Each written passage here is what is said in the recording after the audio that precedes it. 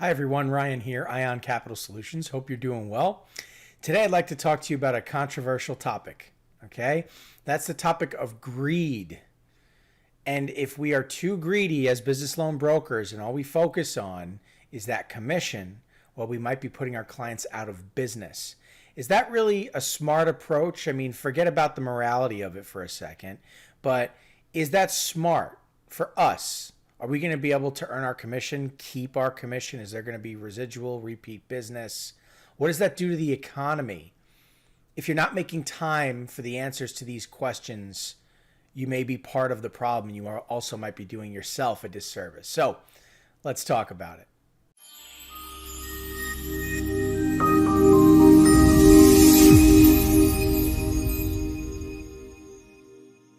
Okay, so as I said, greed might be putting your client out of business, okay? And you may be part of the problem if you're not part of the solution, okay?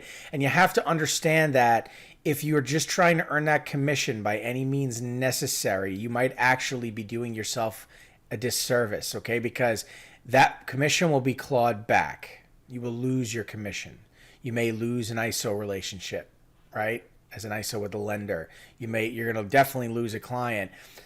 There's more here to this than you realize. So let's dig in, okay? Because it's a very important topic. Anybody in this space should pay attention to this topic, okay?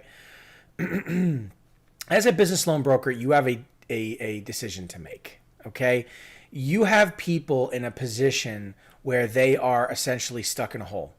It's a business that is in need of help, right? They either have existing debt, or their cash flow is becoming unstable, or they're trying to grow, but they don't have what they need to make that growth possible.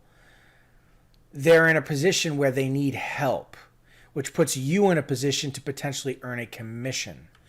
But if you are dangling the carrot in front of the client, over-promising, under-delivering, bait and switching, whatever it is, whatever you want to throw at it. The reality is you may not be helping the client, especially if you're selling a cash advance, a 40 or 50% interest rate with a daily payment over 6, 7 months, 4 months, whatever it is. That's not helping the client. That's putting the client in serious debt with serious pressure on cash flow. Very few businesses actually can make that work and earn a profit. It's usually they have no other choice. So if you see a business that's distressed and in trouble, are you focused on the commission and dangling that carrot in front of the client so you can close that deal and earn that commission? Or are you going to try and help that client? It comes down to a decision of morality. And if you're not familiar with that, I'm sure you are. You should look it up in the dictionary, okay? It's important that we don't put more sharks in the sea. There's plenty of these guys and girls in sales, okay? It's damaging to the economy. And people don't realize that because you're focused on your own little bubble, right? And putting money in your pocket. But when there's too many of these sharks in the ocean here, it's going to cause trouble for the economy, for the lending firm that's lending out their money, for the business that's trying to keep afloat. And if you have too many people practicing that methodology, what's that going to do to the economy?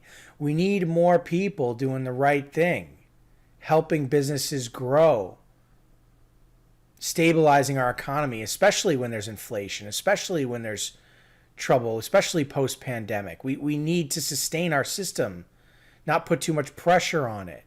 Because when you do that, we all remember what happened in 2008. And if you don't, I suggest you go look it up. We cannot allow that same thing to happen.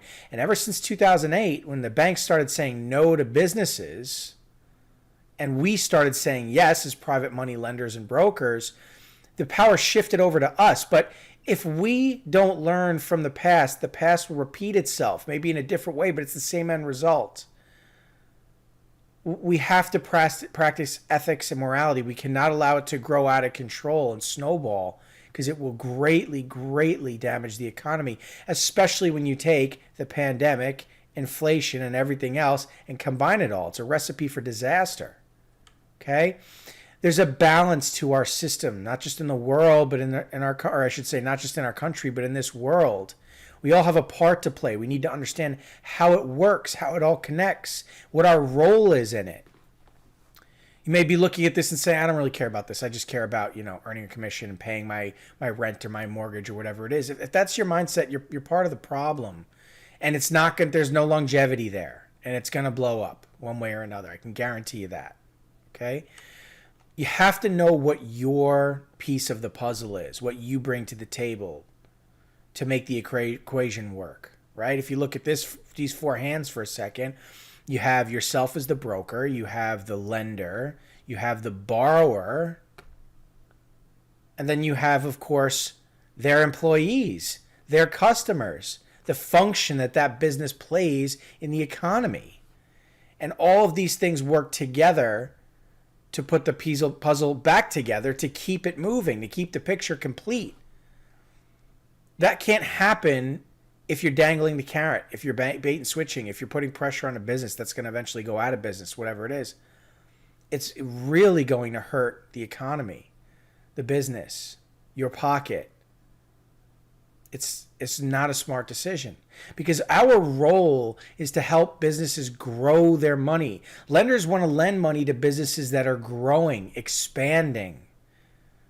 That's why they tell you what their use of funds is when you sign up with them as an ISO and they send over their capabilities packet. You have to understand money's for growth. Even if they want to pay off another loan or do a payoff in net situation, only 50% can be a payoff. The rest has to go towards the business, towards growth. And if they want another loan, they better show positive credit history and growth. Otherwise, it doesn't make sense to inject that business with cash, because they're not able to make more money with that money. There's something called positive debt and there's something called negative debt, appreciating assets and depreciating assets. Right?